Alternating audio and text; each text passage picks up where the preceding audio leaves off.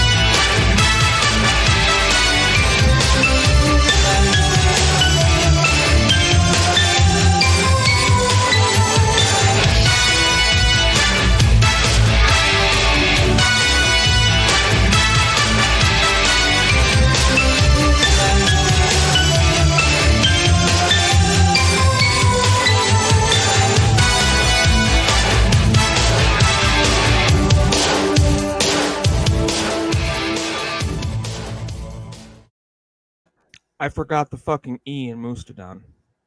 Did you notice that? You also insinuated within the title that this is the first time we've had him on, which it isn't. Okay. Can I just say that I'm really irritated. That line, that opening line, with some blurred out words in there, is the best opening sentence to any show of all time. I don't care if Oprah was sitting down with Princess Diana in '94. That was the best opening line. I'm just I irritated. forgot the effing E in Moosetadon.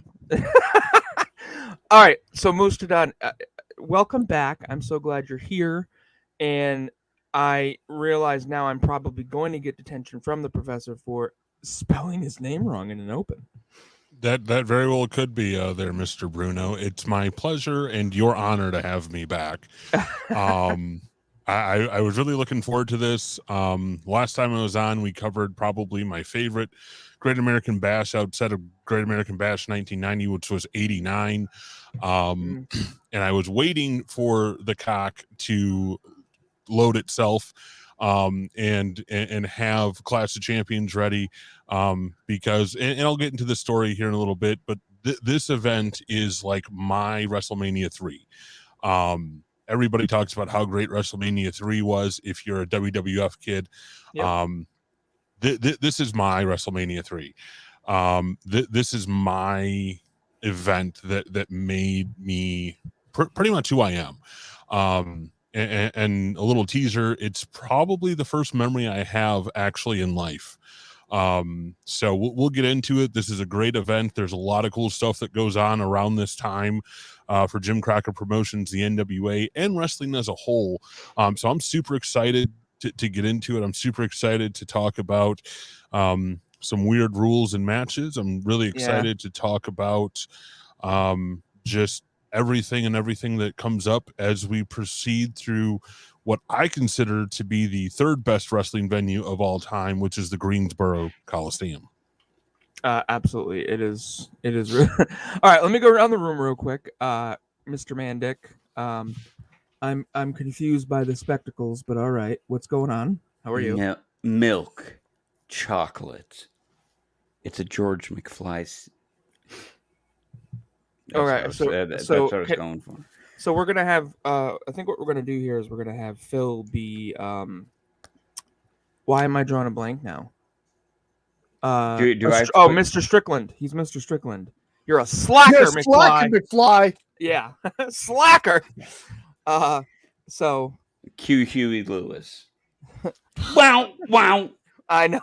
And then, of course, Ferris Bueller's Day Off. This is the actual map of where he goes in Chicago. The day Don't off. be stealing Henry's gimmick now. Well, no. What I was worried about is that I wore it, and then I'm thinking, I've got a high level, and not just a high level, one that could dictate my future as a student. And I'm wearing a shirt about cutting class. Oh, and boy. Moosetadon's on. I'm thinking, McFly. Fly. Whoa. Make like a screen door in a battleship. So, Henry, my man, how are you, bud? I keep staring at Carl, and I feel like he's a cross between half Tony Schiavone with the glasses and the microphone, and half John Hughes, the porn star. Oh, Lord. And it John kind of creeps Hughes me out just a little. Oh, God. I think those are the same person. We're 6 minutes in, and the word porn has been used. And then we've got, of course, our co-host. Well, we're all co-hosts, but Phil, bud, how are you? Our guest of honor. You know, I have a better question for you, Frank. Sure. How are you? How was your honeymoon, sir? Just to throw everybody out here, just throw it out there. Frank was not on a honeymoon. I'm not married. I'm not ever going to do that again. There are multiple you say sources that, on the Frank. internet that disagree with you. Yet I have paperwork in my hands right here that looks like a marriage license with your name on it next to mine that says we're legally married. How do you respond to that? Well, as long as I get your benefits, Henry, I'm good. It was reported in the Wrestling Observer newsletter that you're lying. You're a lie. Oh, I'll let you play. Considering the fucking source. Well, that certificate. I'll let you play Wheel of Fortune, Frank. You get no consonants, no vowels, and it's 4 letters. No K-O-L-B. There you go. Yeah. Let's consider the source on that one. With that being said, everybody, let's go to Trusty Peacock. Again, they're finally getting all of the network stuff back up in line, and let's go to just search Clash of the Champions. And it's season 1, episode 1. Super duper easy. We're gonna track the Open. But let me know when everybody's ready. So excited. It's some class. I mean, honestly, like going back to it, like I miss you miss those times a little bit because production. I'll be honest with you, and with JCP, they're more. What's the matter, Henry? I'm waiting for you to start a countdown so I can do a physical countdown. Okay, well, hang on. I have one question. JCP I thought he was waving. Hi, buddy. I do this to my babies. Hi. Like this. JCP was not known for their production value, but they were known for their quality of in-ring action. So we are going to see that today. Who has seen this all the way through? I have, but I will be honest with you. I've never seen this. Today was the first day I watched it. So I am excited for the Sting Flair 45-minute Broadway. Yeah, it was really good. It was really good. And again, I want to get into the whole counter programming thing. I'm really, really excited to talk about that, and I'm really excited to get the professor's take on it because I've heard many takes. But let's get going here, guys. So real quick, I'm going to show you a couple of things I found on the good old net today. So let's see, where is it? Here it is. So this is your main event of this show: Sting and Ric Flair for the NWA World Championship. And then, of course, this is the shot of the Open in the show, the Greensboro Coliseum. And like I said, production value not high, but what happens in this ring is going to be really good. You know, I'm going to say not high, but that's something I do want to touch on. Well, compared to WWF, right? Like, yeah, but that looks better. This sounds crazy. That screenshot alone looks better than 89, 90, and maybe even into 91. And this is what, 85? 88. 88, yeah. 88. It's like it went down. for a I little think bit. that had a lot. Well, we can get into this when we started, but I think that had Yeah. a lot to do with Watts, right? Watts changed some things up. Kip no? Fry, All right. See, sure. the professor knows. So let's start the show, guys. I'm gonna track the open. I'm starting at all zeros to catch it all. But when you Okay. so, all right, here we go. In 3, 2, 1, play. Is Sting finally ready to knock Ric Flair off his throne and become the NWA World Heavyweight Champion? Question: with Dusty Rhodes at their side, will the Road Warriors take revenge on the men who brutalized them, Ivan Koloff and the Powers of Pain? Question: are wrestling's new breed of young gladiators equipped with what it takes to be victorious on a day when anything goes? There are so many questions, and the time has finally come to find out the answers. Now, Superstation TBS presents Clash of the Champion. Ooh.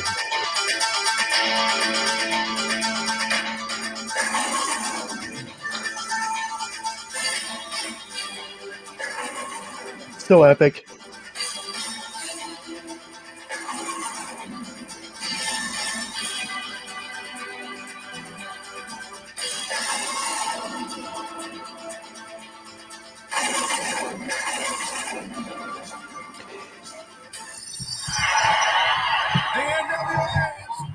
Here we go. Yeah.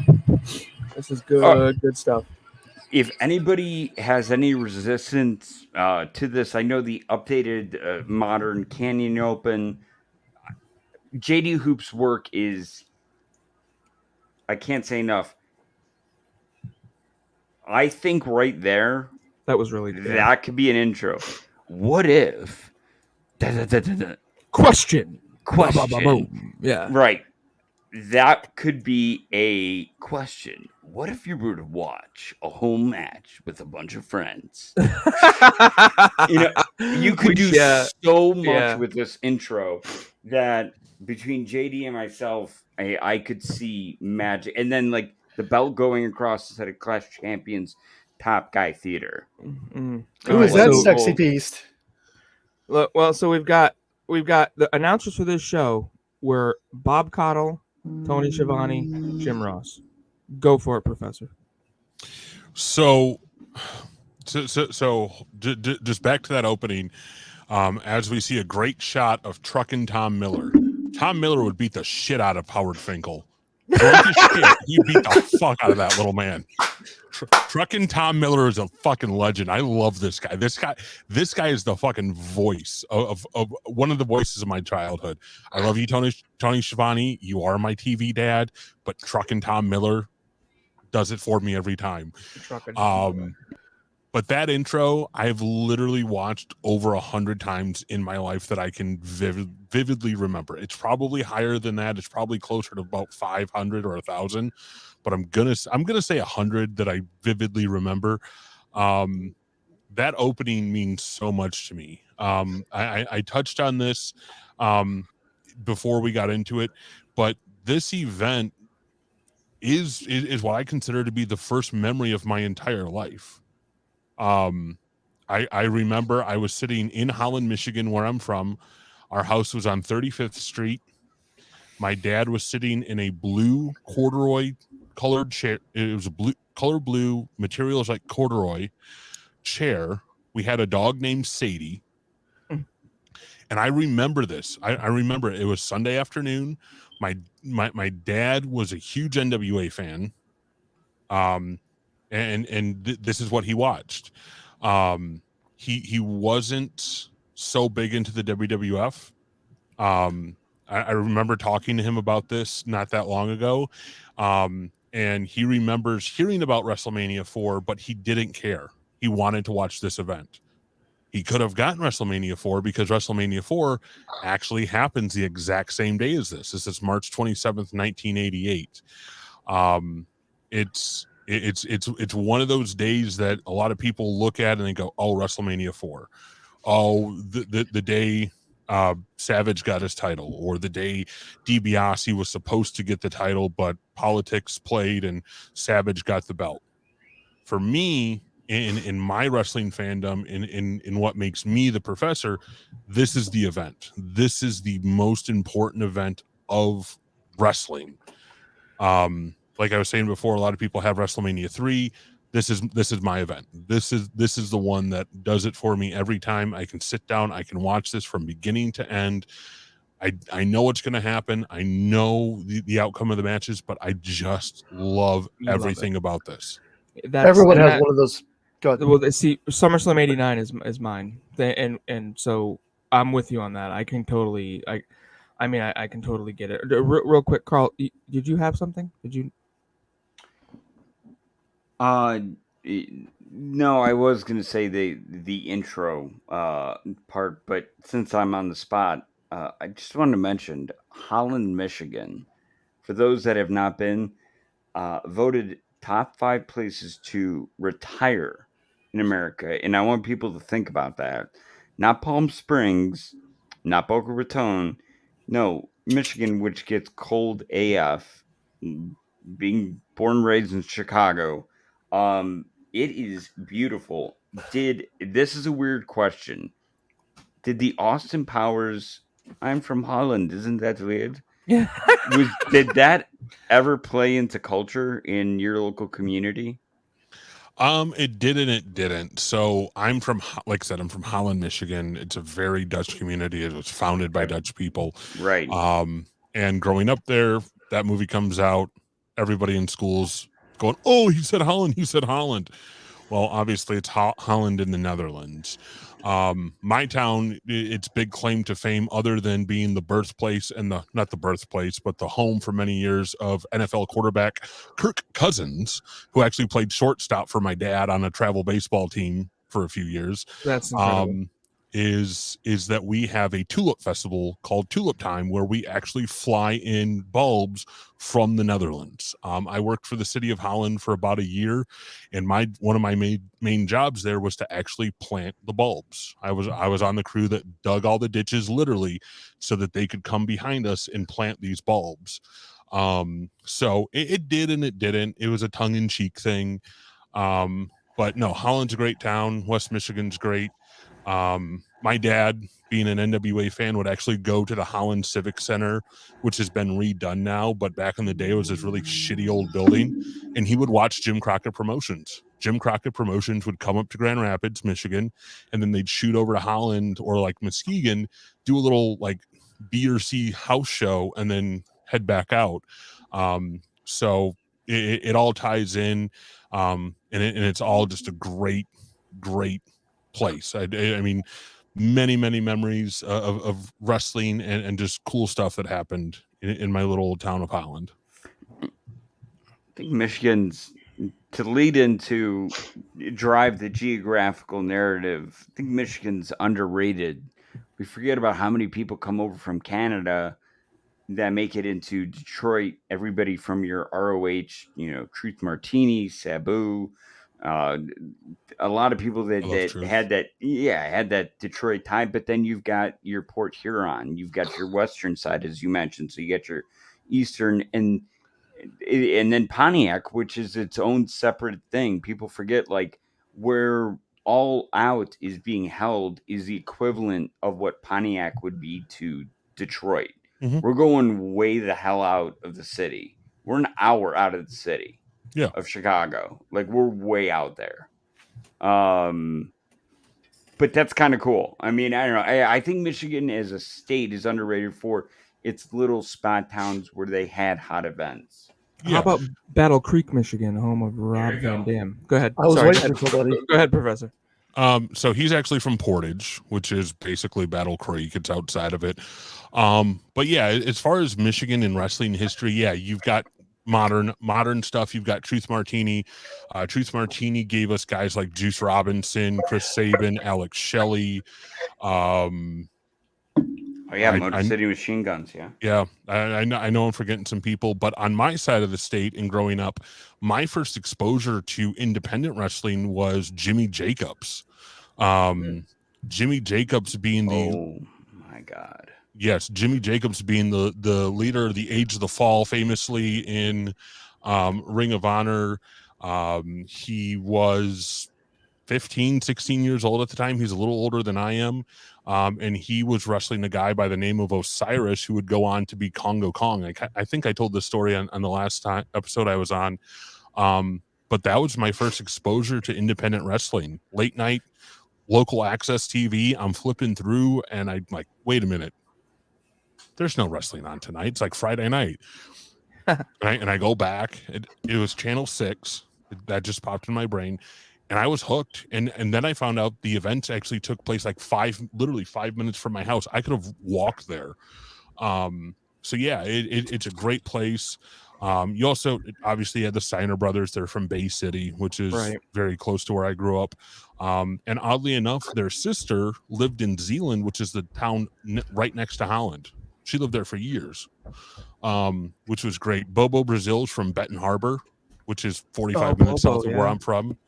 And then just Grand Rapids was a hub for many years for wrestlers coming in and out, and just a great place.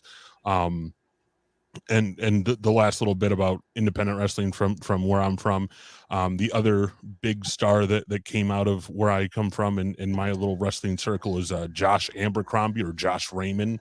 And Christian Abel, God rest his soul. Those guys were very big when I was trying to break into the business, and I remember watching them for hours and hours as I grew up. So yeah, Michigan's a great place. It gets cold as shit in the winter because we're a peninsula surrounded by water. But when there's big events going on, there's something to be happening, Michigan really is a great place to see it. But I do want to go right back into the match real quick here, guys. Yeah, yep. So Kevin Sullivan and Precious there having their little exchange, little history here. This is about the time where Kevin Sullivan was coming out and calling her Patty by her real name. This was about the time that they were involved in a pretty big angle, to where they would actually end up trying to break Garvin's leg that summer, and now we see Precious with a 2x4. Yeah, I was like, style. Holy shit! I can't believe that was so great. So this was a huge angle. Can I just say the coat hanger choking thing? I was just like, he's got a coat hanger. I'm like, of all the random things, we got a coat hanger to strangle somebody. Who carries a coat hanger? It was great. Yeah, it was great. His first name starts with N and ends in Ick Gage. Oh god. So real quick before we go to Matt, but I did have a question as far as, because this is Varsity Club, is that why they were doing the mat wrestling rules? Yeah. So this was in the midst of Rotunda's huge TV title run. Arguably, he is the greatest NWA world television champion of all time. He did raise the belt back up to prominence, and for a while, he was doing these gimmicks. The first one being this: collegiate rules. 3 5-minute rounds, 15 minutes, which was usually the normal time length for a TV title match. But his little caveat was, instead of a 3 count, it's a 1 count. Right. So they wrestled the first fall, nothing happened. They got into the second fall, it's a minute 10 in, and then he gets the roll up and the win with the 1 count. But obviously it's Garvin and Precious trying to exact revenge on Sullivan. And before we get to Henry, I'm sorry, Henry, but one of my favorite calls of all time happens right there with Jim Ross screaming his bloody heart out about Precious choking Kevin Sullivan with that coat hanger. Right. And how she's standing by her man. Literally love that. But here we go. We'll let Dr. Death talk, and then we'll talk why he's not involved in this event afterwards. Are you saying Henry is Dr. Death, or are we talking about actual Dr. Death on the screen? See, when you start talking about Jim Ross, I keep flashing back to last week's show where all I get is Debbie Does Dallas and Jim Ross screaming, "As God is my witness, she is broken in half." Mm-hmm. If Adam Demoy got some rings, some gold, and a tan, and just shaped up the mullet, he's Dr. Death. All right, so I have to say, I'm curious as to why Dr. Death isn't on the show. So can we address that right now? Yeah, good. Even new, yeah. Yeah. So during this time, there was a little sitcom called Learning the Ropes that was being filmed. Lyle Alzado of NFL fame had ventured into television. This was a show that was primarily a big hit in Canada, had a very small run here in the States. But Dr. Death was the stunt double for that show. He actually ended up getting injured while doing it. I think he tore a muscle and couldn't participate in the event. This is also big because right about this time, you started to see the integration of the UWF into Jim Crockett Promotions. Which one? Not the crazy one. Come on now, Carl. Damn. Bill Watts' UWF. And the other little factoid about Learning the Ropes is that they had approached Arn Anderson about doing some stunts for when the mask was on and Lyle Alzado's character was known as the Maniac, but he turned it down, obviously, and thankfully he did, or else he wouldn't be in this event. Okay, so we're gonna get into map it. Next match on the docket here is Midnight Express against the Fantastics, which was a fantastic match. So here we go, Henry. I'm gonna throw it to you, my brother. Yo ho ho! Hey! Blow me down! Na na na na na. 332 Kitty Hawk, USS Kitty Hawk. This is Navcom Space Dr. Roger, over.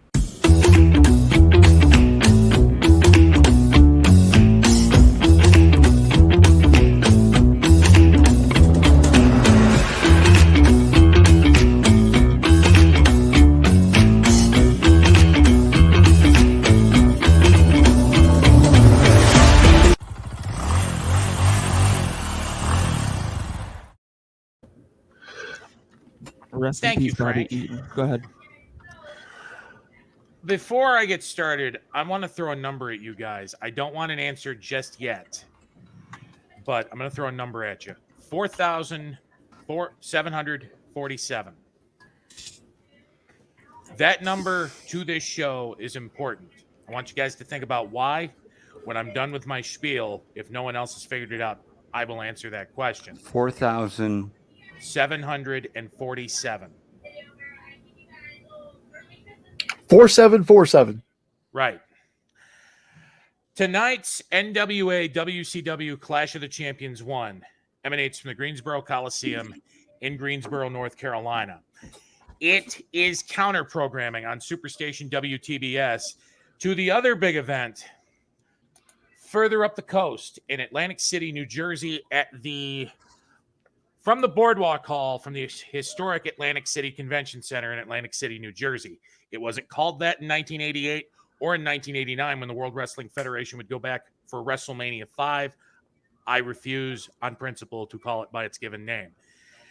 Jim Crockett Promotions is attempting to counter-program Vince McMahon's WrestleMania 4, which their main event will see the end of a 14-man single elimination tournament for the vacant World Wrestling Federation Championship, which becomes vacant after, in a masterful angle in February, Saturday night's main event, Andre the Giant becomes the shortest reigning WWE heavyweight champion in history, holding the title after he beats Hulk Hogan for it for approximately 45 seconds before he sells it to the $1 Million Man, Ted DiBiase, who would hold the title for about a week and actually defend it at a couple of house shows before WWF President Jack Tunney vacates the title, says you can't win the championship that way, and leads us to a tournament which will feature a main event involving Ted DiBiase and the Macho Man Randy Savage. Why did I start to go in depth on WrestleMania 4? Because the counter-programming war between Vince McMahon and Jim Crockett goes back to Starrcade 87, excuse me. Starrcade 87 is the first Starrcade that is not held at the Greensboro Coliseum. In an attempt to become a slightly more national brand and compete on par with Vince McMahon, Jim Crockett decides to leave the Southeast and run a pay-per-view out of the UIC Pavilion in beautiful Chicago, Illinois.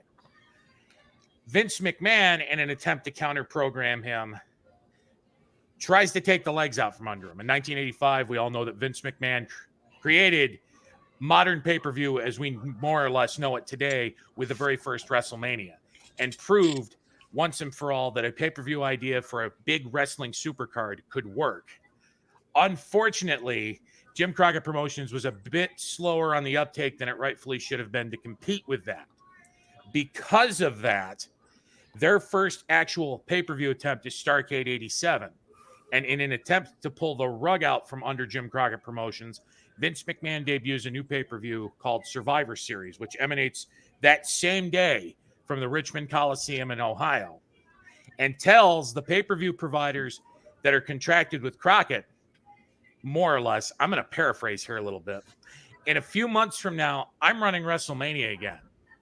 You can stay loyal to Crockett if you want and broadcast Starrcade, but if you don't broadcast Survivor Series, fuck you, you're not getting WrestleMania. Jim Crockett, financially, because of their acquisition of the UWF and some of the smaller territories to try to compete with McMahon, is running out of money. And it's hoped that a big enough buy rate for Starrcade will up the ante enough that it'll give them the cash flow they need to continue. And because of McMahon's stunt, it doesn't work. Starrcade 86 pulls a 3.3 buy rate, which in 1987, unfortunately, equates to about 20,000 buys. Survivor Series from that same night has a 525,000 buy rate or pay-per-view sell for a 7 buy rate. 2 months later, the same thing happens again. The first and only NWA Bunkhouse Stampede is run counter-programmed against the very first Royal Rumble. Only this time, because the cable companies plainly told McMahon, don't pull this stunt again, or we're done with you. You're finished. McMahon decided to air the very first Royal Rumble on the USA Network the same night that the NWA tries to put forth Bunkhouse Stampede. It's not a fair, equivocal way to set up a rating system between television and pay-per-view. The Bunkhouse Stampede does about 200,000 buys. The Royal Rumble does an 8.2 television rating. I don't know what that translates to in numbers at the time because I don't know what a 1 would have been at the beginning of 1988. And so we reach NWA Clash of the Champions. Getting sick and tired of constantly being undercut by McMahon, Jim Crockett decides, well, 2 can play this game. I'm going to do the same thing. And so the night of WrestleMania 4, we see the very first NWA Clash of the Champions, which emanates from the Greensboro Coliseum in Greensboro, North Carolina. The Greensboro Coliseum normally holds about 22,500 people. There are 6,500 in attendance for Clash of the Champions 1. In addition to the first 4 Starrcades, Starrcade 85 notably was the first closed-circuit television or pay-per-view broadcast to emanate from more than one location. That was also held at the Omni in Atlanta. It was also home to WCW Wrestle War 90, In Your House Unforgiven in 1998, the 1999 King of the Ring, and the 2001 Survivor Series, which would see the end of the invasion angle after the purchase of WCW and the addition of some of the stars from ECW by WWF and Vince McMahon. It also was the host, I found this after I finished this part of my notes, of the 1986 Great American Bash. This event would feature a 45-minute time limit match for the NWA World Heavyweight title. Those matches normally were supposed to last an hour, but because every match on this card, stop me if I'm wrong, Moosetadon, because I'm not sure, because I know it wasn't this way with the succeeding Clash of the Champions paper events. Every bout on this card is a championship match, right? Yeah, so pretty much everything on Clash of Champions 1 is for a title except for the barbed wire match, where that's just kind of a revenge match. Because unfortunately, Clash of the Champions is limited to 2 hours, where a pay-per-view you'd be able to run 3. The main event match of this show, which I personally, though I lean more toward WWF, but I like both WWF and NWA WCW. Mm-hmm. I like this main event more than I do WrestleMania 4s because I have always been a big mark for Ric Flair and Sting. But they do a 45-minute match versus a 60-minute match because by the time we get that far in the night, that's all the time we got left. Yeah, it's basically due to a TV time limit that they have. They have to be off by a certain time. Now, if you listen, that's why they talk about the standby matches. Ricky Santana is going to be involved in one. They've got Rick Steiner. It's like Rick Steiner and Ricky Santana. Larry Zbyszko would be defending the Western States Heritage title against somebody which I don't remember. But one thing I do want to show off real quick, guys, this is for the NWA US Tag Team title. Love that. This That is is a NWA US Tag Team title challenge coin. If you guys are watching this and are interested in getting something like this, you can head to wrestlingcoins.com and you can pick one up. There is a $10 membership fee. That is for life. That gets you access to the website and allows you to buy these coins. Wrestlingcoins.com. You can pick up stuff like this. A Hogan 86. Love it. I love it. I have more of these guys, but I can't find them right now. I know what box they're in, but I can't find the box. And then what we're all going to see in Chicago, hopefully close up, we also offer an AEW coin. Our most recent releases are a series of big golds. We also, which are the dual plated, the original. We have the Vegas. We have the both NWO variants, red and black. We have the WWF European title up there. There's the WWF Attitude Era Tag Team title up there. There's Intercontinentals, there's Winged Eagles. Just go to WrestlingCoins.com, guys. Pay the $10 for your membership. It's for life. You can sign up for text alerts so you know what's coming. And you can buy these coins. A lot of people buy these coins and will hold on to them for a while, and they do resell. They hold their value very, very well. So check that out, guys. WrestlingCoins.com if you're interested in any of the coins I showed or any of the coming coins. And there's talks of some more territory coins coming as well. Now, one thing I did want to add to this match today that we're recording on would have been Bobby Eaton's 63rd birthday. Oh my Lord, yeah. Unfortunately, we did lose Bobby Eaton about a week or so ago. But this is one of those matches that made me fall in love with Bobby. I can say that as a man. I loved Bobby Eaton. I never met him. I never really got to interact with him on a personal level, but from everything I saw, everything I've heard, and just knowing what he did in the ring, I absolutely love Bobby Eaton. Now, you see here, if you're watching along, guys, you see that the Fantastics are celebrating that they've won. This is a rare face disqualification for the NWA. Tommy Rogers, who I'm actually friends with, Bobby Fulton, who I'm actually friends with on Facebook, just threw Pee Wee Anderson over the top rope, and Tommy Young came in to make the count. And then we see James Earl Cornette going berserk. Yeah, he's like hitting everybody with that damn racket. When I was watching this, I was like, all right, he's doing a hell of a job as the heel manager because I wanted to choke the guy. He is. And now this leather strap plays into what would be their series of matches coming up for the summer of '88 at the Bash. They would have a whole bunch of leather strap matches.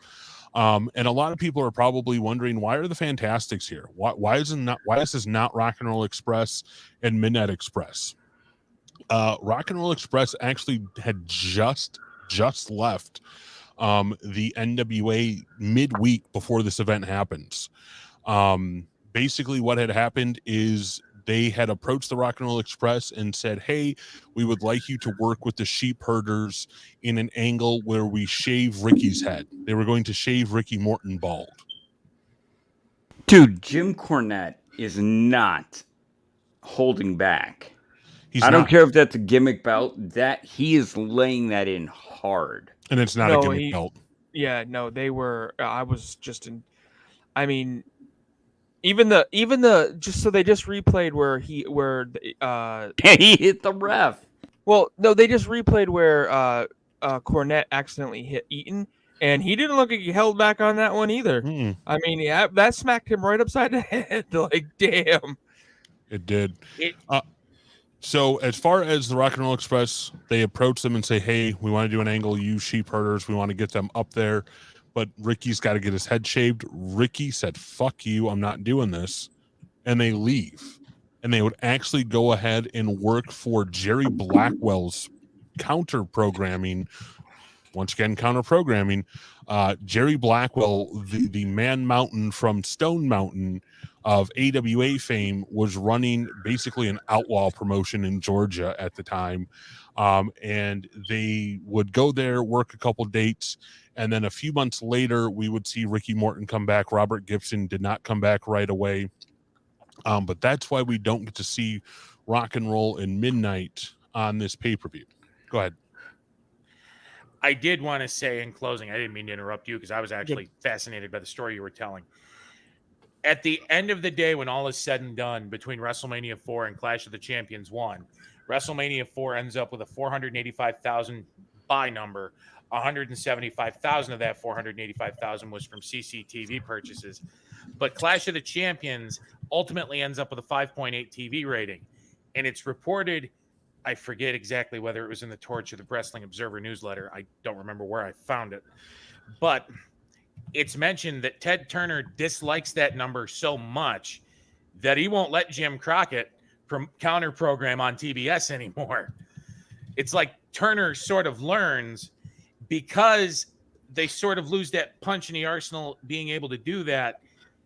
Less than a year later, Ted Turner is going to buy out Jim Crockett Promotions. And for all effective purposes, lacking a real board of directors, the National Wrestling Alliance, for a period of time, becomes the sole exclusive property of Ted Turner and Superstation WTBS until the NW. Go ahead. Henry. Were you about to say something important, Frank? No, not important. I'm just go ahead. Finish up. I'm sorry. Okay. Ted Turner would rebrand the NWA that you saw on TBS as World Championship Wrestling. In closing, the number that I started with, 4747, does anybody know why that's a critical number to this show? Let me take a guess. That Go ahead, was Carl. Ric Flair's payoff that night. I think if they had offered him $4,700 for a time limit draw with Sting, he would have taken the big gold belt and he'd have went to WWE in 1988, not 1991. Well, so wait, what do you think he's making for Clash of Champions 1? If I had to guess, I'd probably say 10. I'd say it's a 5-digit number, maybe 25. Whoa. Ooh, I would say 25. That's high. That's high even for today. I was thinking 5 to 10. I would say 10. 8 to 10. 10 would be about the max. Yeah. If this is supposed to be their honestly, that was my guess. I thought he got ripped off, and that was my legit guess. If this is supposed to be their Ace of Media, then I would say 10. Who the hell is this guy in the pink shirt? Oh my dude, that's Al fucking Perez. That's the guy that they wanted to be the Black Scorpion in 1990, but he said no. Because was Al Perez El Dandy? No, Al Perez was a hell of a worker. Most of his prominence comes from Florida. I think he's Puerto Rican. I don't want to mislabel him. But he's a hell of a worker. He could have really been something had they really allowed him to evolve, and not really hot-shotted him like they were doing there in that promo. Which was basically setting up him and Dusty Rhodes for the summer. And it was oh God, he was so good. Look him up. He's worth looking up and studying, especially 89 in what was the Professional Wrestling Federation, which was ran by Dusty, which we can talk about as well. So real quick, we saw good shit right here. Yeah, the top 10 teams for the Jim Crockett Senior Memorial Cup Tag Team Tournament 1988, third annual. but we saw a little advertisement for what was NWA Main Event. Now, this was taking over the NWA's C show, which was NWA Power Hour or something, or they were creating Power Hour, but this was going to be their C show. This was going to be a way to kind of feature some of these house show matches a little bit more.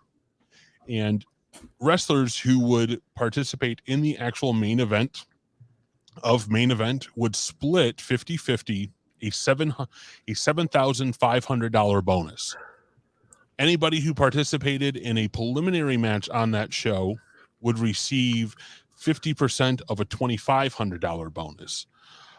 So it was the first real getting their hands into the company that Turner had, because they wanted some more programming. And then to add to what Henry was saying, this was the first real event that Turner and Crockett had been working together on. Turner wouldn't officially buy them until right before Great American Bash 88, but it wasn't publicly known that had happened until like November of 88. Wasn't Clash of the Champions 3 a mix of TBS and past production workers, NWA? So it was like an NWA TBS like kind of mesh that JR had talked about by that time. So like around that same time, did anybody just catch the in my timelines off some Moosetadon? I go to you with this. I can't remember when the mandate came down where it was like, hey, we got to cut down on the violence. And then they put the spike in Dusty's eye. Well, Dusty's with the Road Warriors. So that happened after this? Yeah, real quick, guys. Let me put a pin in that real quick. I want to know what that number means, Henry. Frank, Professor, would you care to take a guess? I know the answer to that question, but I want to hear the big reveal from Henry. I've never heard that number associated with this event. So and I've looked into this event. So 4,747 days from this event right here at the Greensboro Coliseum in Greensboro, North Carolina, is actually the very last night of the Monday Night Wars. For the first and only time, the final episode of WCW Monday Nitro, which is now technically owned by the World Wrestling Federation, so it's technically WWF programming countering itself, at least for an hour, emanates from Club La Villa in Panama City Beach, Florida, while Monday Night Raw is at the Gund Arena in Cleveland, Ohio, as they begin their final countdown to WrestleMania 17. While I was finishing my write-up today to put all this together, I started to get bored. And I remembered the end of WCW.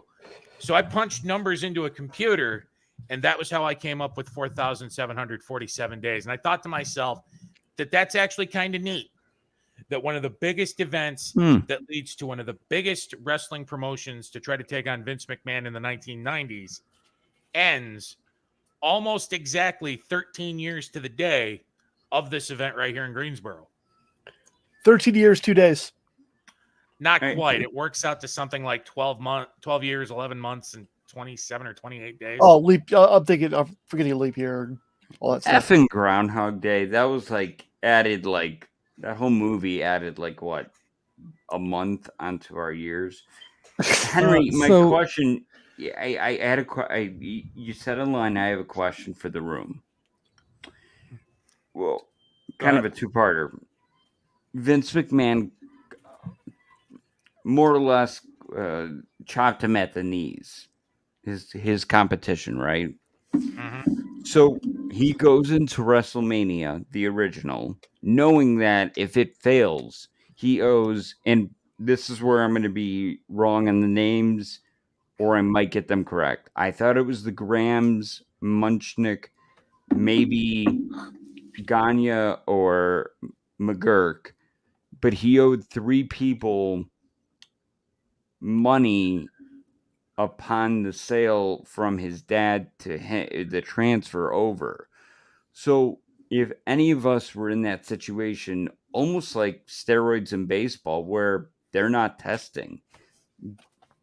And I'm not trying to comment on or dive into each of our psychological mindsets of competition, but at that point, I just got $1 million or close to it from Turner or NWA or Crockett.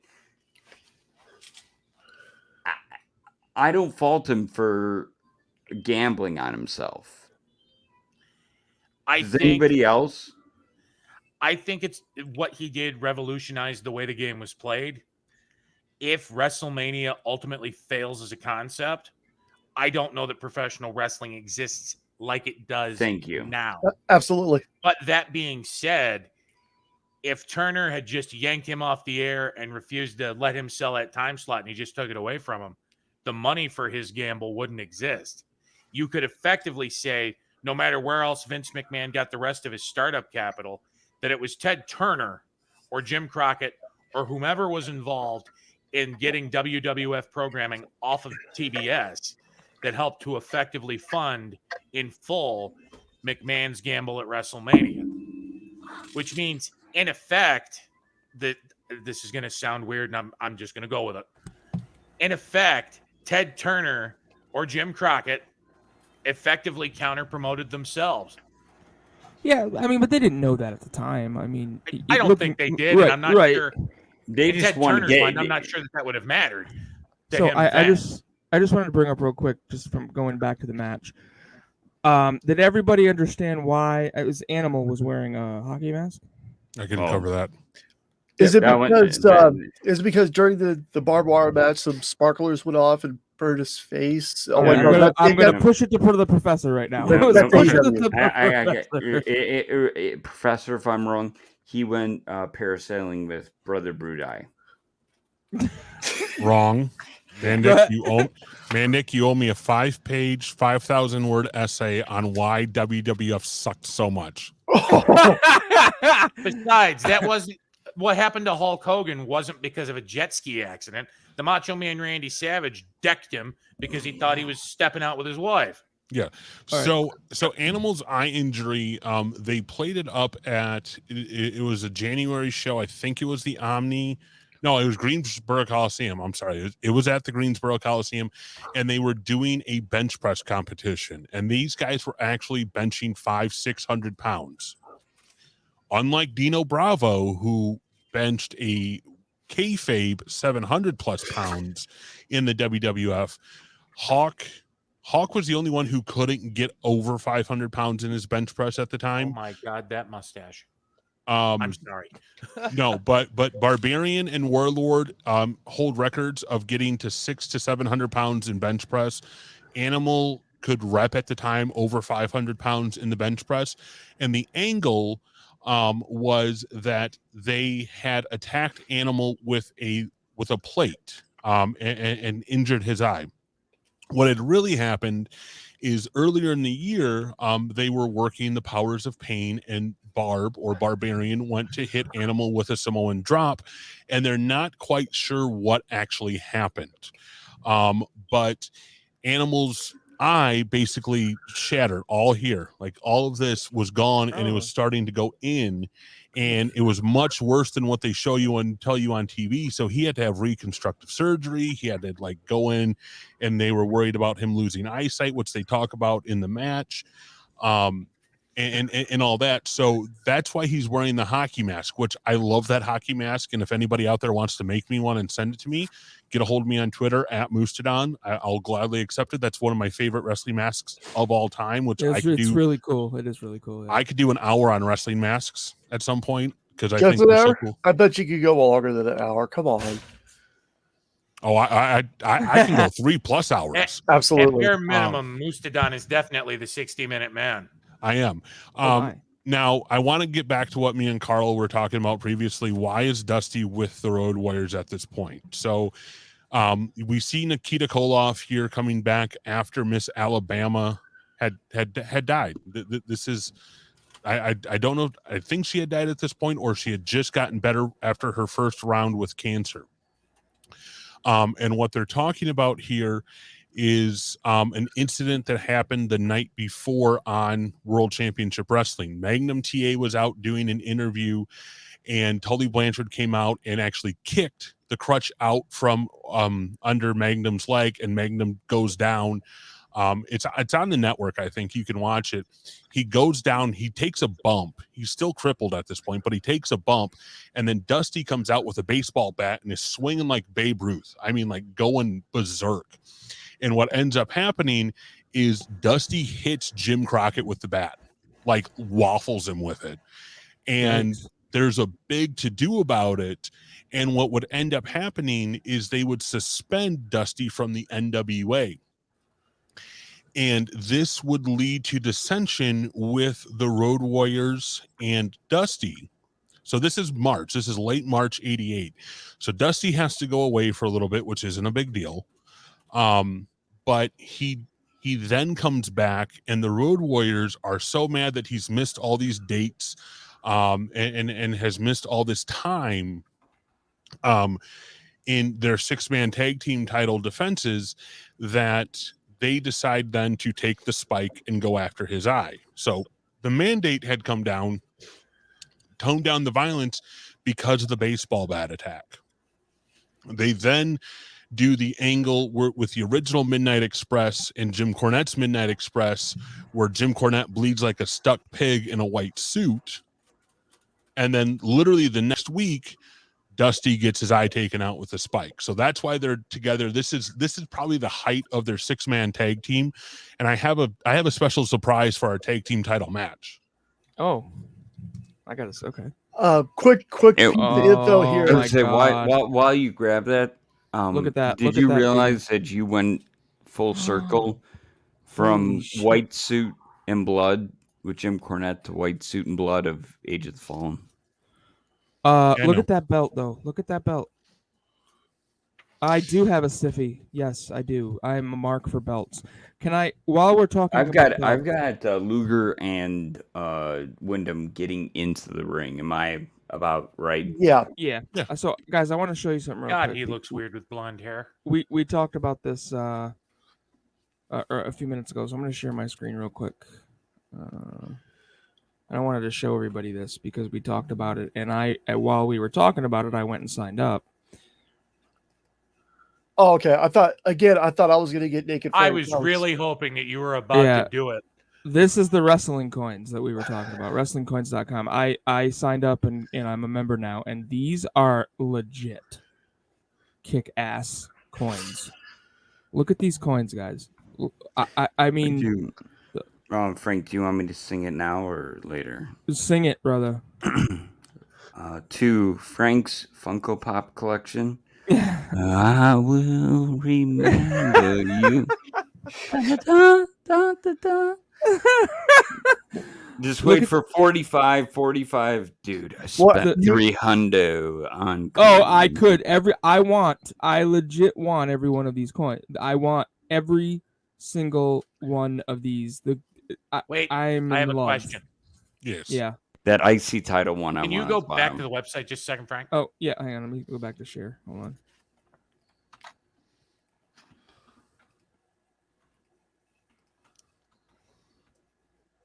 Okay. All right. Come back up a little. And whoa, that one in the middle that I'm looking at, you have the Big Eagle Scratch WWF heavyweight title on the left, the U.S. title to the right. Yeah. What is monthly subscription? Tell me a little bit about that. So monthly subscription basically gets you whatever 2 coins that we come up with every single month.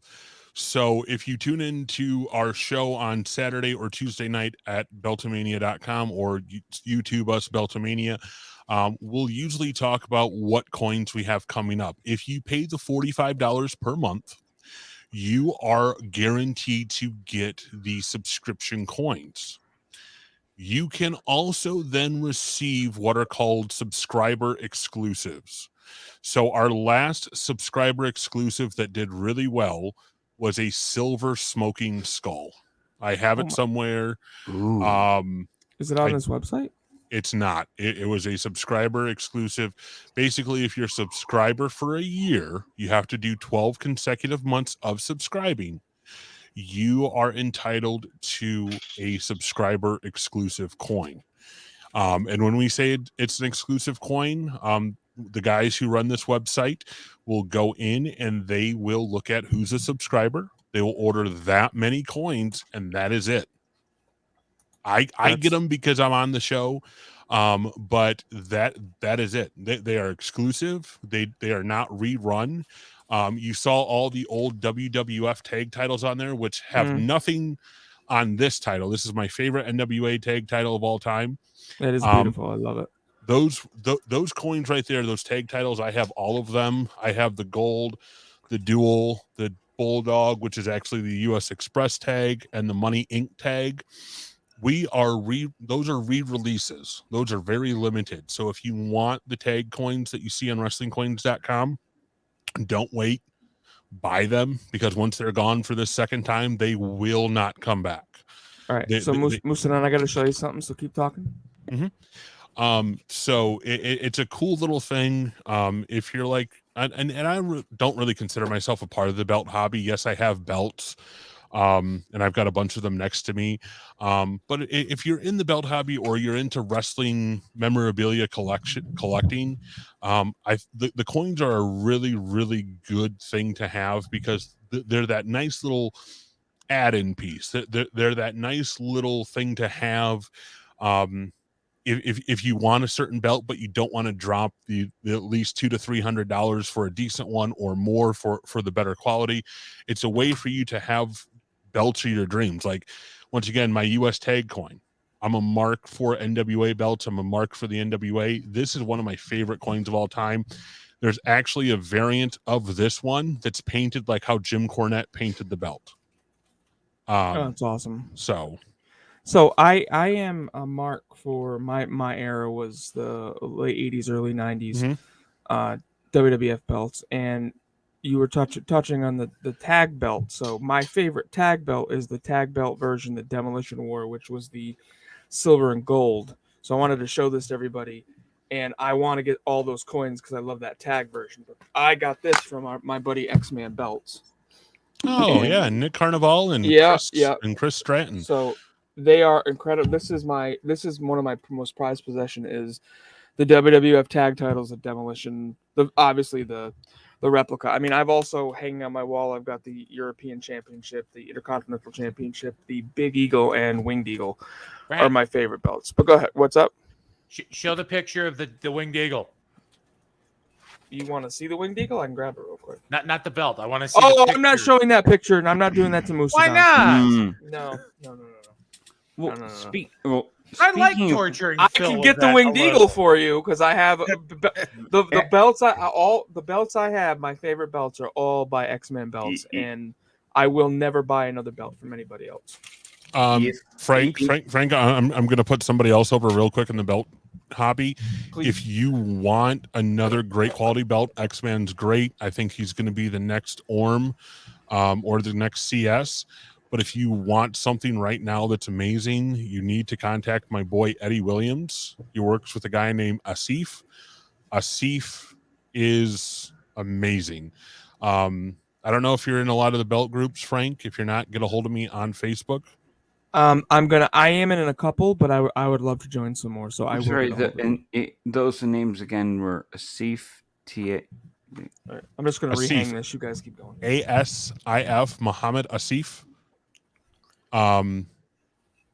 He's legit. If you said that there was a couple others before him that kind of paved that path. Yeah, so not to get into the belt hobby stuff, because once again, I'm not really a big fan of the belt hobby as a whole. I like belts and I like getting them, but I'm not a fan of the fucking drama. There's Orm, who's turning out to be a real piece of shit, I guess, and then Classic Shields. Classic Shields makes a lot of belts for a lot of big independent companies. Classic Shields actually just made the SWE Fury women's title that Miranda Gordy has.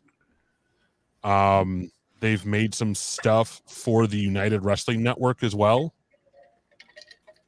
I would be familiar. I know. See, I'm not familiar with the drama you're referring to because I just want the belts. The belt stuff is very Like honestly, guys, this is one of my prized possessions too, and I'm just going to show it real quick. Getting it to the show, The making Ultimate, sure Ultimate we have, Warrior Winged Eagle. Ooh. And If you look again, on the back of that belt ever so closely, there's Who's an got the light indentation at blue? the top of Frank's penis. no, the X-Men made this, and it's a dual-plated silver and gold. I mean, again, I can't put them over enough. But again, Moosetadon, you and I will link up after because I am interested in learning more and getting involved in more. So for sure. Interested in this one. Moosetadon, remind me. I don't believe I was actually there for it, but on your previous platform appearance, your current day wrestling habits are what? What I watch currently? Yeah, do you have like the New Japan app, AEW? So I have New Japan. I'm getting back into AEW. As far as current stuff goes, I really don't watch a lot of it, to be honest. Okay. I try and dig through and find the one-off stuff. I'm becoming a really big fan of Championship Wrestling from Arizona. Championship Wrestling from Memphis is another big thing, big favorite of mine because I'm a huge Memphis mark. They're doing a great. They actually have an awesome. They have like a. Hey, Mandic, is it just me or are you Dustin Starr's illegitimate child? Yes, I've gotten that, and I've gotten Pat Buck. If yes. they're like your 9 head in your hair. No, it's so here. Okay. Or are you Pete Avalon's younger brother? Holy shit! I never saw that before. That I had to. I'm gonna put a picture on Brostalgia of the two of us with mustaches, and I started doing it because I thought let's do it. I ended up having to do it to actually do a role as a narc in real life, like to get paid, like for an acting role. By the way, real quick, we're talking over two of my favorite tag team wrestlers, Arn Anderson, Tully Blanchard. Oh, come on! Lex was eating $25 at McDonald's a day at this time. Hold on, we'll put a little kibish on the belt talk real quick. Sorry, Dan McMahon. I know I used your name, but we'll put a kibosh on the belt talk real quick.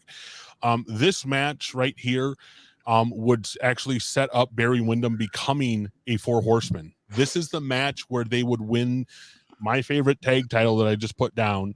And they would only hold him for a short time because not long after this, Barry Windham would turn his back on his Twin Towers tag team partner, the Total Package Lex Luger from Chicago, Illinois, and he would join the 4 horsemen. This match Henry, right here. Can you claim him, please? He's from Buffalo. He is from fucking Buffalo. Fucking armpit dick of America. I'm kidding. That's Antonio's. I felt like that was from Wrestling with Shadows, where Bret Hart's in the back of the SUV. He's like, said that I would stick the nozzle in Pittsburgh. Though, well, that's not the actual city. I would. It's like, okay, if I was going to give the United States an enema, I'd stick it right here in Pittsburgh. But then in the documentary, he goes, I wouldn't do it to Pittsburgh. Follow-up question, director. What effing city would you put it in? And put it in the documentary. If you're going to wire a guy to go in there illegally with a guy unknowingly telling you the finish with Vince, just ask him what city it was. Just shit on some city. I want to tell you, I think there's 3 cities that the asshole of America could be in. One of them is Jacksonville. The other one is Indianapolis. And, of course, we've got Houston, Texas. Fuck you, AFC South. Sorry, go ahead. Going back only because Moosetadon offered the perfect segue for it when he tried to shit on the Queen City of the North, which is a much nicer Queen City than Charlotte, North Carolina. I don't care what anybody says. Buffalo, New York. Before I go to Top Guy Weekend, I'm actually going to an experience I've never gotten to do before. I know this will probably bore you to tears, Moosetadon. It'll probably also bore Phil because he doesn't like football either. But I'm actually going the day before I hop on the plane to go to Chicago for Top Guy weekend. The Buffalo Bills are hosting their final open to the public training camp. I can't call it by the new name because I don't like the new name. Up at the old Bills Stadium. I bought myself a ticket Orchard to go. Park? What is it? It is in Orchard Park. I keep thinking of the name. New Era Cap Company was the last company that owned the naming rights to the stadium. And last year, before the season started, because they were having financial difficulty, they pulled out. The new company that owns it is Highland Blue Cross Blue Shield Insurance Company of Western New York. I find myself, I still call it Ralph Wilson Stadium sometimes, and that's the name that sticks because that's the name I knew it for so long. Real quick, this guy in the blue sweater looks like a skinny Vince McMahon mixed with Alan Alda. You got Jason Harvey here, or Hervey, I think his name is, with his Zubaz. Isn't that guy from the original Leave It to Beaver in the blue sweatshirt there? Might be. Jason Hervey, all I see is noogies, Indian rug burns, and like dead arms. That's all I see. Yeah. I didn't understand Moosetadon the significance of having judges. So this is an NWA thing. What they would do is they would assign judges periodically for title matches. Basically, it was a way to incorporate celebrities or incorporate legends. And all they were really there to do is sit and watch the match and give a kayfabe score of the match because they obviously knew what the outcome was going to be. But it gave a little bit more legitimacy to the match itself because it looked like it was being judged by outside non-affiliated parties. Now, one interesting thing about this is the original plan was actually for Sting to be the UWF champion right here. And this was going to be the true Clash of Champions. This was going to be where the UWF title and the NWA title got unified, or they started to toy with the idea of unification because, once again, the UWF had started to integrate into Jim Crockett Promotions, and Sting was the biggest star to come out of that. And that's not putting down the Fantastics or Dr. Death or anybody else that came out of the UWF acquisition. But the reason we saw a failed UWF acquisition is because the guy who's walking on the screen right now, I love him to death, and I'll cry like a little bitch when he dies. Him and Dusty didn't want to lose their spots. They didn't want to be overshadowed by a younger talent. And that's why the UWF basically was like, they're like, hey, we're here in Jim Crockett Promotions and we're out. Like, that's it. And if you're interested to see how something like that would actually play out, you can catch me Night School Sunday nights where I rebook the acquisition of the NWA or Jim Crockett Promotions buying the UWF. We're about 4 months into it on my show, and it's a lot of fun. We scrap basically everything, and just to fill you guys in right now, your NWA World Tag Team Champions are Rick Steiner and Hollywood John Tatum, making up Hot Stuff International. Can I throw one thing in there? You can throw anything you want. I want to talk about the scoring. 88. Remember, we have the Seoul Olympics, and we have boxing. Yep. We've got Ray Mercer winning the heavyweight gold for America. Lennox Lewis beating Riddick Bowe of America for the super heavyweight. Boxing at this time too was not only put into an eye of celebrity status and really glamorized. I think that it was a way, as you said, not only to, instead of just having Jenny McCarthy, the guy from Chicago, what was that show? NYPD Blue, Jonathan Taylor Thomas and Pamela Anderson do nothing at ringside. Timekeeper. Right. I mean, come on. I mean, like, it gave them a thing to like hold. It was a prop. And I think where we were in boxing at that time and the judges' scorecards and all of that, so we're coming off that and we're about to get into the real heart of the peak and fall of Mike Tyson. Mm-hmm.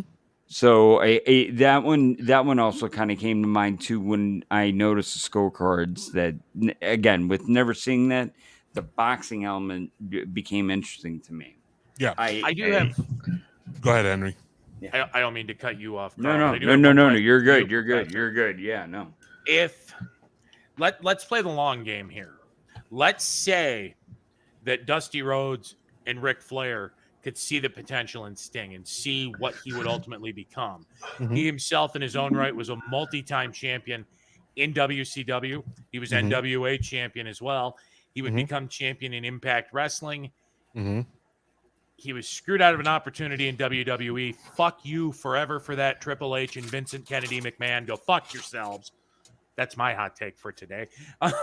Do you think here in 1988, if Dusty Rhodes and Sting could have seen that potential that we would all go on to see as the years went on, do you think that that might have made difference enough to one, if not outright both of them, to where at this Clash of the Champions, like you said, Sting is still the UWF champion, and it is a true clash among, for lack of any better word, because both belts would have been owned by JCP, equals in a true Clash of Champions? Yeah, so Sting was never UWF heavyweight champion. He was a tag champion with Rick Steiner. But it definitely would have put them on the map, and it would have almost overshadowed Ultimate Warrior winning the belt in 1990.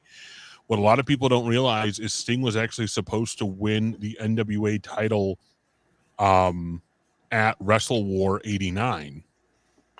Was it 80? Yeah, 89. No, 90. I'm sorry, 90. Wrestle War 90. But injures his knee and can't do it, obviously. Therefore, Warrior goes over in April of 1990 and forever lives in the history book as the better Blade Runner, for lack of a better term, because he was the first one to get to a major heavyweight title. But had Dusty and Rick realized that Sting could have carried them into the 90s, gotten them out of the 80s in these last few years, and given him even, I'd say, a 6-month reign right now, put the title on him right now, let Flair chase him through the bash, and then when you get to Starrcade, drop it, do whatever, have Rick and Luger going at it, whatever the case may be. But you put that belt on him now, and insiders like Meltzer and Wade and all of them would have been like, shit, WWF screwed up in taking Ultimate Warrior. Frank, because, I can't. Because Sting would have been the man. Sting would have literally outshined everybody for the rest of the 80s and into the 90s. And at this point, in my opinion, had that happened, we would be saying Ultimate Warrior who? Frank, I don't think I can keep it in. Oh boy. I don't think that it's going to be possible to hold in what's going on inside, because listen, Destrucity would have been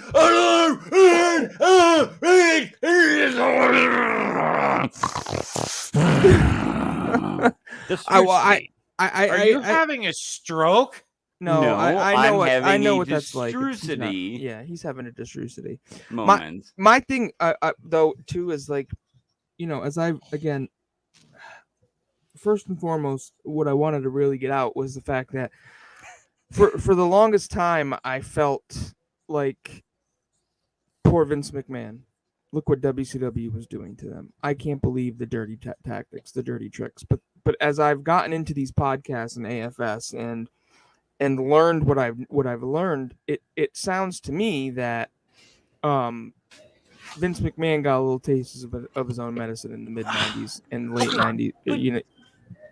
And don't you guys think that Steve Jobs, Bezos, the guys that made that money did the same thing and just didn't get caught? As we're like a guy, if you've been listening to Jeff Jarrett or followed any of those other ones, guys like Richard Scrushy are just guys that did get caught and got a slap on the wrist. Like, I feel like everybody, even Phil Knight running Nike. I'm not saying that concrete or no, making statements that are factual. I'm just saying what you got to cut some corners, what right? I get it, but what frustrates me is that Vince McMahon put an incredible financial strain on JCP, which I'm going to be honest with you, at the time I don't think was a huge major competitor to them. They were just another wrestling organization, and Vince McMahon wanted it all. So with that being said, there is a segment that we need to get to, and it is called Fill Us In.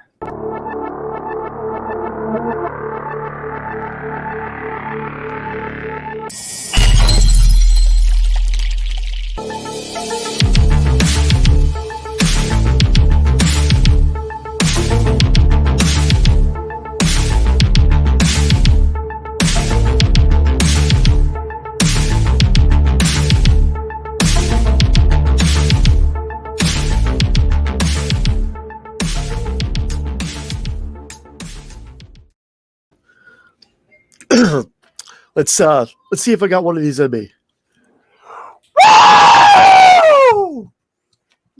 Shout out for the man called Sting. So, main event right now, Sting and Ric Flair.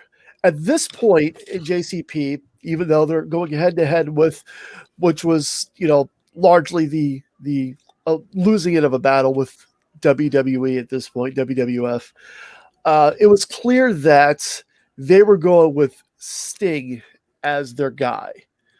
Now, Sting wouldn't go on to win his first world championship for almost another year after his small stint with the Four Horsemen and return and shake up, and that's a fun story in and of itself. But what I'm talking about today isn't actually Sting specifically, but company faces. So, back in the day, there was Hulk Hogan. And before Sting, there was Ric Flair. Hell, during Sting, there was Ric Flair. But Sting was definitely, I believe, JCP's first NWA, first huge run at a Hulk Hogan-like character. And, and they were pretty successful. Sting, when you say Sting, you think all-time greats, which is wonderful. And Sting's a great wrestler, great performer. Not taking it away from Sting. Back to my point. So it seemed like that having a company face, someone to project to the media, someone to tout the banner, was a necessity. But is that a necessity today, I ask? So people are looking for, Vince McMahon's still looking for the next John Cena, which, he put his chips in Roman Reigns for that. That didn't quite work, but now we've got heel Roman Reigns, and thank God for that. And WCW had Goldberg, and there's been multiple attempts to have one face for a company, one name to recognize a brand with. And I don't think, I think it's an outdated concept. For WWE's sake, I don't think that anything can be bigger than the brand itself anymore, which isn't a good thing. I'm not saying the company needs a face, but the company itself shouldn't be the face. AEW, they don't really have, you can point to one or two or three different people, but I don't think they have an outright face of the company. You can say Cody Rhodes just because he's, an EVP and he's in every match ever. But that's kind of a tough sell on me. But I think in general, all a face for a company would do nowadays is make other people jealous, create hostility in backstage, create backstage politics. Why is he the face? Why am I not the face? I think that the performance itself, the show itself, that's what needs to be the face of the company, not the performers, but the talent in general. people are going to rotate top slots. This person's going to be a world champion. That person's going to be a world champion, women's champion, tag team champions, 24/7 champion, whatever champion you want to have.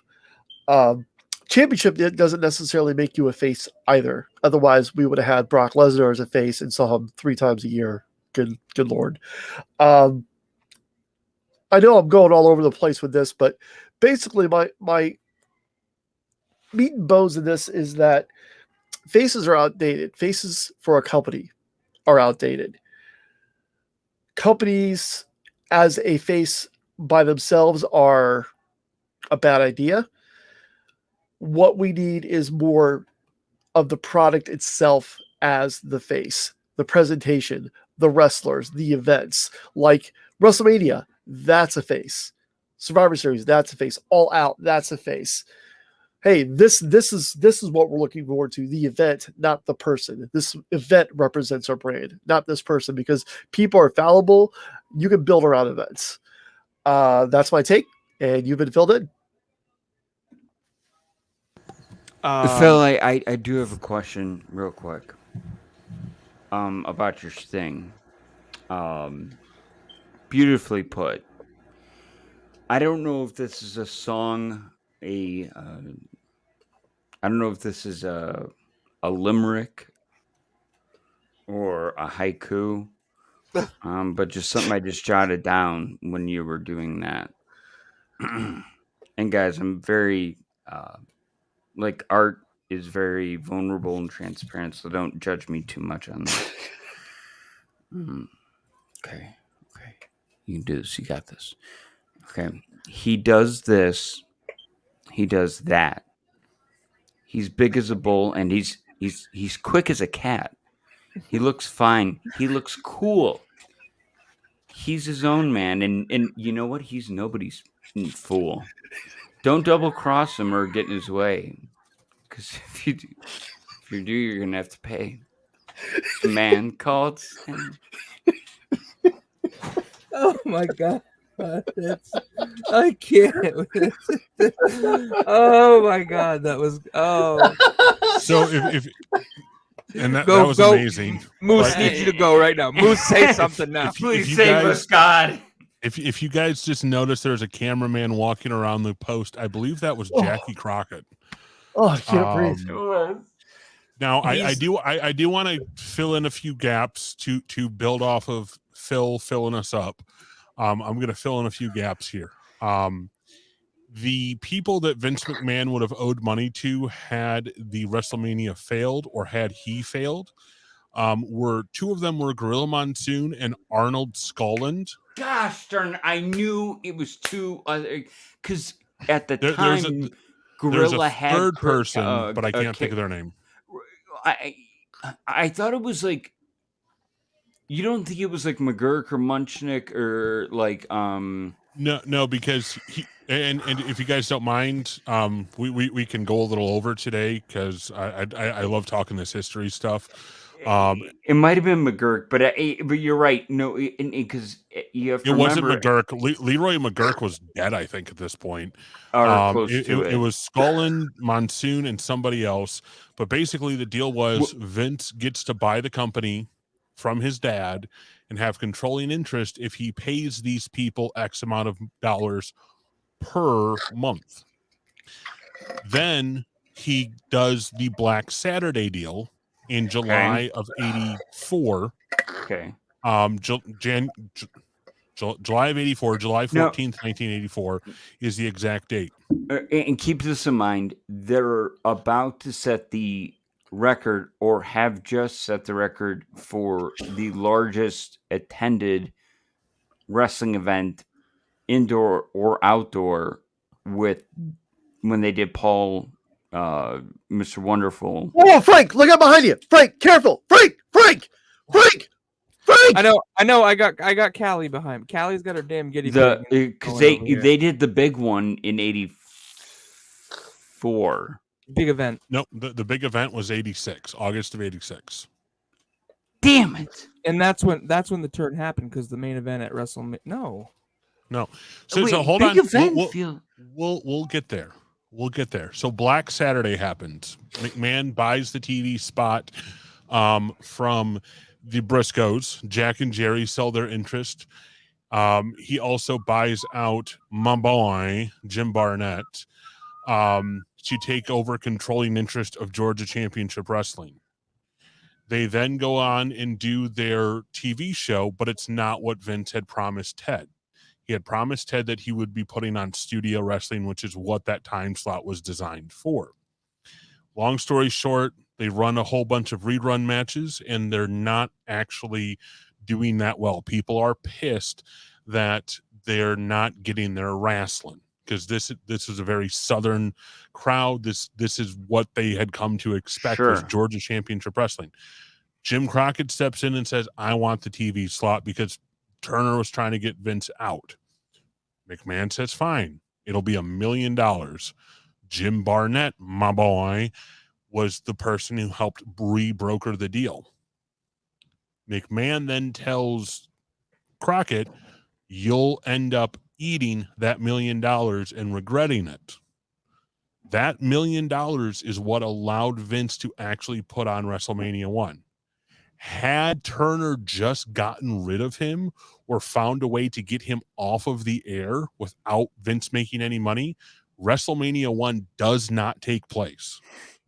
Okay, so And the Vince then Vince Okay. has to pay Gorilla, Scullin, and the other person back all the money that he owes, and WWF would then, in my opinion, have gone back into the NWA's catalog.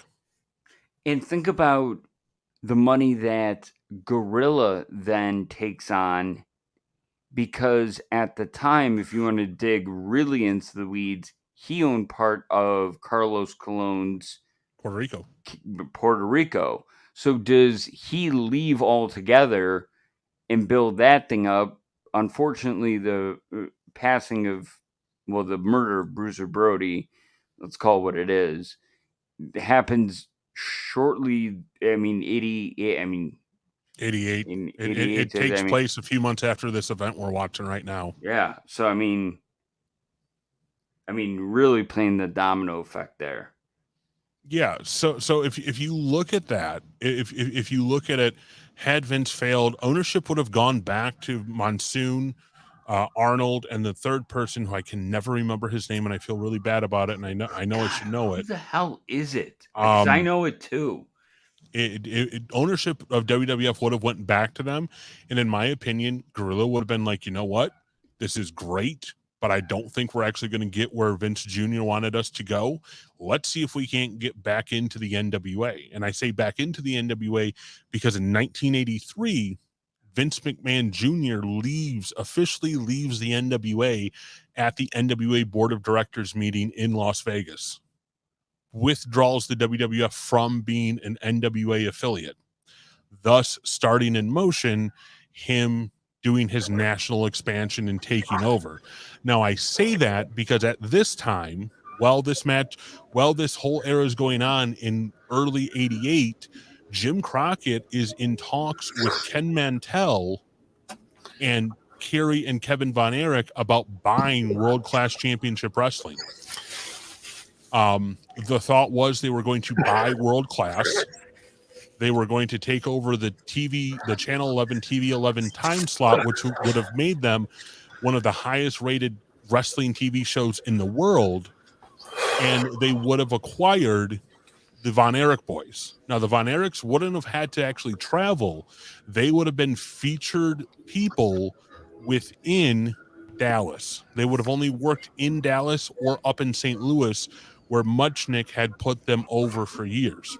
We need to have you on with Dan Bynum. He was former. He did his. He directed the Bad News USA or Bad Street USA. Geez, Carl. Bad Street USA, and his final directing was that of the David Von Erich memorial match.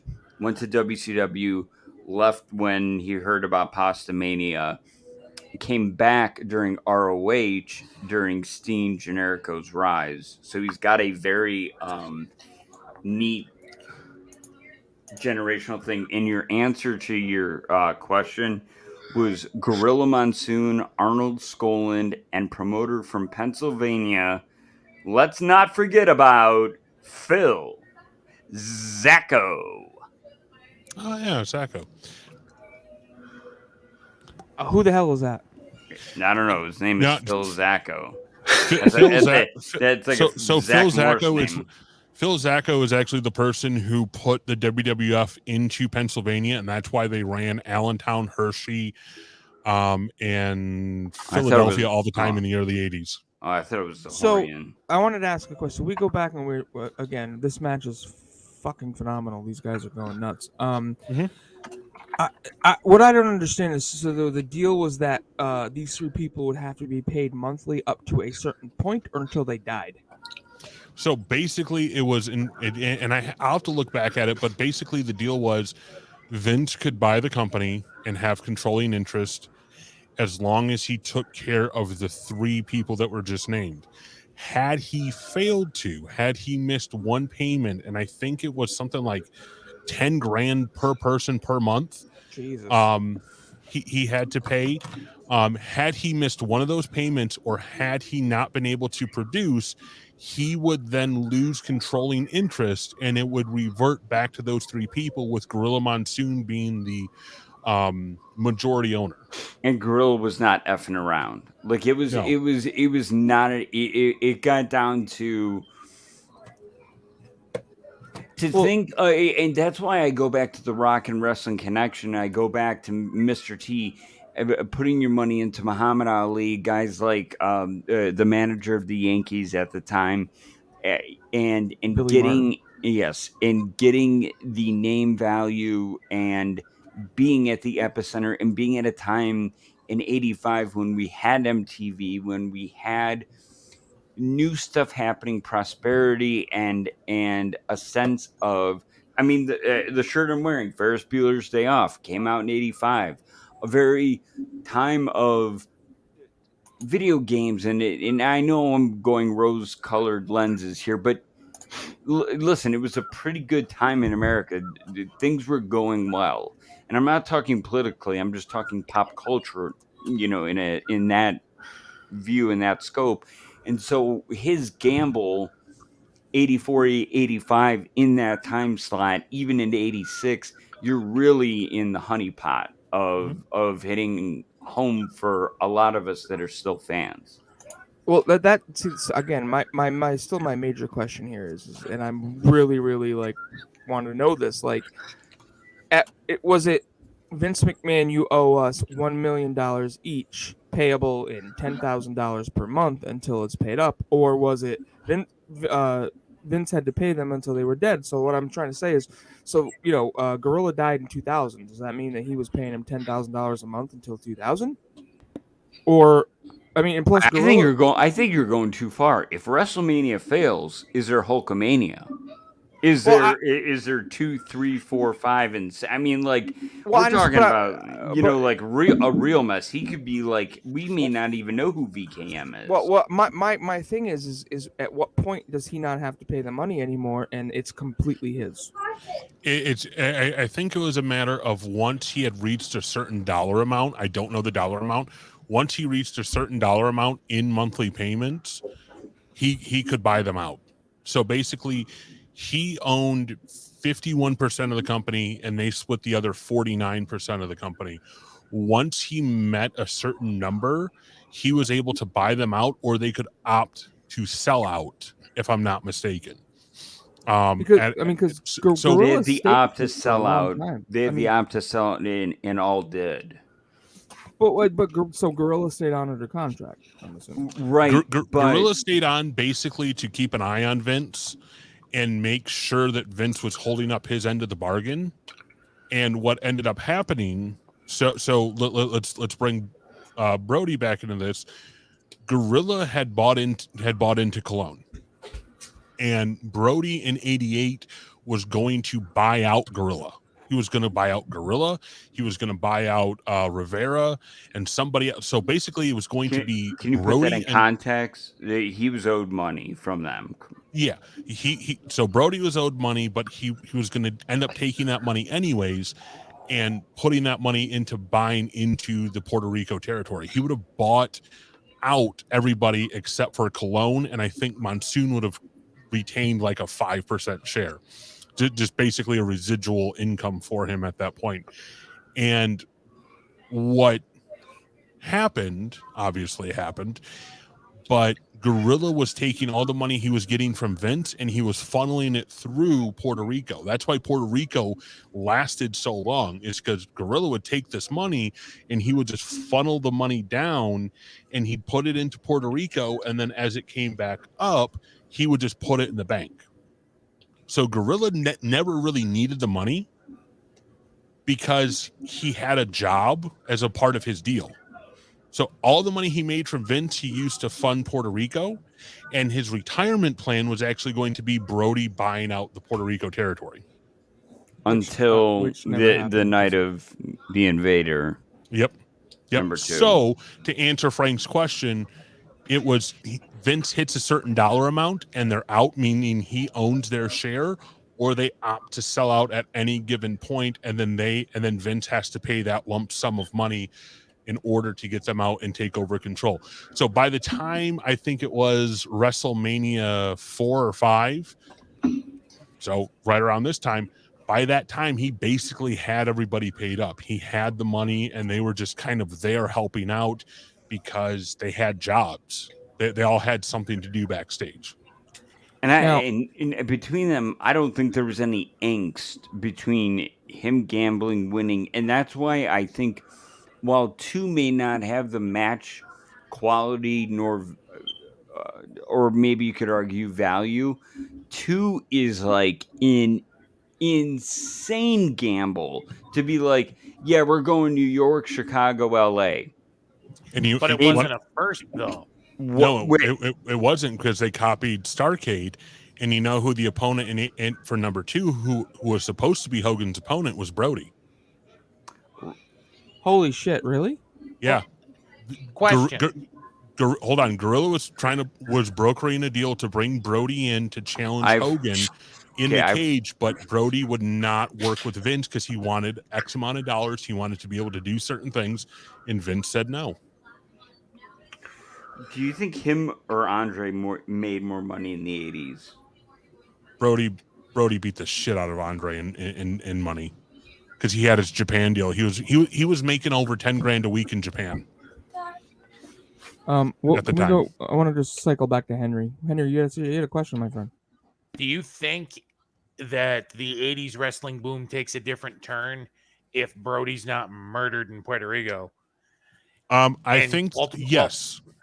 Yes. That's only part of my question. Do you think at WrestleMania 2, if Hogan instead faces Brody, if McMahon and Brody can come to a deal that both of them can live with, do you think it represents a significant shift, or do you think Hulkamania lives to fight another day?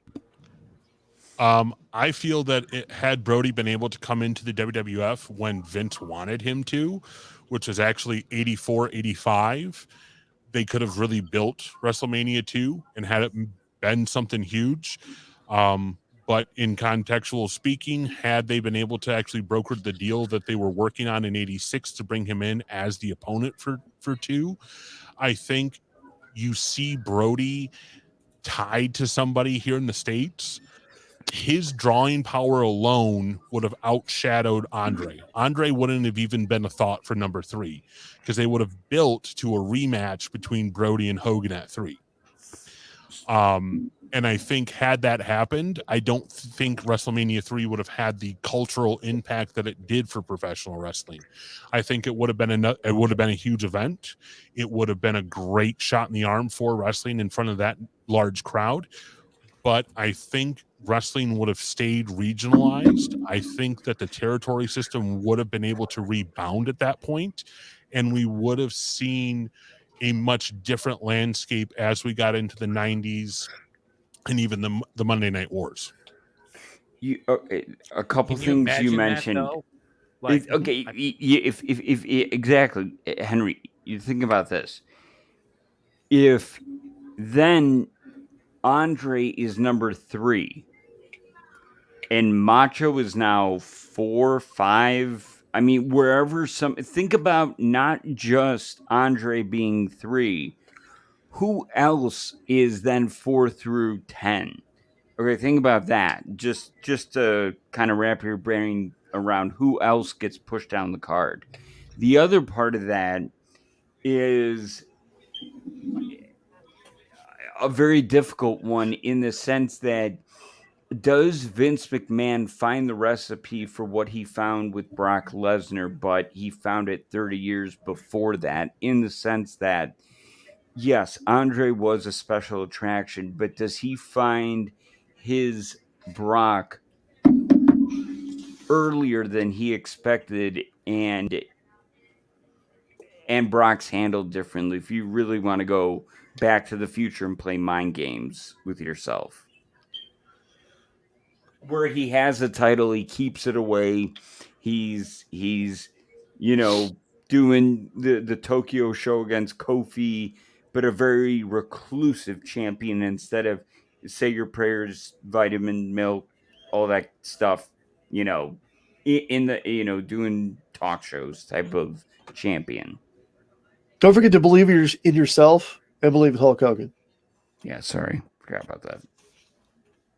what a wonderful Dextrosity. Let me ask you another question. Going back to this show, Moosetadon, why is I think I know the answer, but why was JJ in a cage? Basically JJ's in a cage, so he can't interfere. He can't give Flair the shoe, because that was the big gimmick at this point. JJ's tennis racket or cell phone, for a Paul Heyman reference, his gimmick of choice was his shoe. So it basically eliminates the chance of outside interference. And it's just a gimmick. It's honestly, let's take the heel manager and let's remove them from the equation, but they're still present to where they can shout instructions, which you see him do. You see him flaring his arms. He's yelling things. He's telling Rick to move this way, move that way. But it's a gimmick. It's just like, okay, so JJ's here, but he can't be right here and he can't get involved. So this is going to even that playing field out even more, and maybe Sting can rise above Flair in a true one-on-one match. All right, so there wasn't anything leading up to this. It was just it's the same reason they put Jim Cornette in a cage for Great American Bash. Okay. Is anybody at the judges yet? I'm at a point where there's in a figure 4 and Sting is beating his chest. Yep. Oh, it's exactly what I'm at. I'm way too far. He's hulking up. I would like to track the judges. Yeah, so that's actually one thing I wanted to talk about. So here's why they picked the judges that they picked. So Patty Mullen, 1988 Pet of the Year for Penthouse. She had been on she had been on the Saturday show off and on. It was basically just kind of a rub, so to speak, for Jim Crockett Promotions and Penthouse to co-promote each other. You just said Penthouse and Rub at the same time. I did. Yeah, I'm. That's there. You go. Rub Tub Sessions, Brandy, by Robert Kraft. Oh God. The Gary Jester. That's Gary Jester. Gary Jester's the reason Jim Crockett Promotions and the NWA was so huge in Baltimore. That's why Baltimore is synonymous with the NWA, and that's why they ran Great American Bash in Baltimore in 88, 89, 90, and 91. That man right there, he's the reason that Baltimore became an NWA city over a WWF city. So he's a huge part of Jim Crockett Promotions and NWA as a whole. Jason Hervey, obviously number one show in the country at this point is the Wonder Years, and he's a huge wrestling fan. Also rumored at this point to maybe be involved with Missy Hyatt, not so much, because I think Missy Hyatt was with Hot Stuff Eddie Gilbert, but they had there were some rumors that he was involved with a lady in wrestling. Jason How Hervey, old was he at it was this time, though? it was how old? I have no idea. Because Other- Christ, he looks young. other question would be, what would you do if I sang Sang out of Outta tune? Love that song. And then the Leave It to Beaver guy, they were rebooting Leave It to Beaver and they wanted to tie it in and give it a rub. And then Sandy Scott. So Sandy Scott was a part of the famous Scott brothers of wrestling. His brother famously is George Scott. George Scott was the booker for Mid-Atlantic Championship Wrestling up until 1984 when Black Saturday happened, and he left to go work for Vincent Kennedy McMahon and help put together WrestleMania 1. Yeah, Jason Hervey was 16 at this point.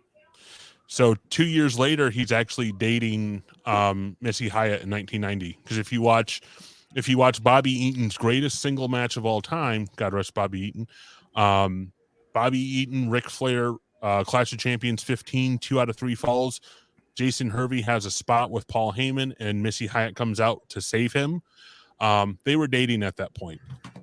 If I may, Lobby Meister, the worst of all time was Jason Hervey taking on Missy Hyatt with special guest referee Chris Hansen.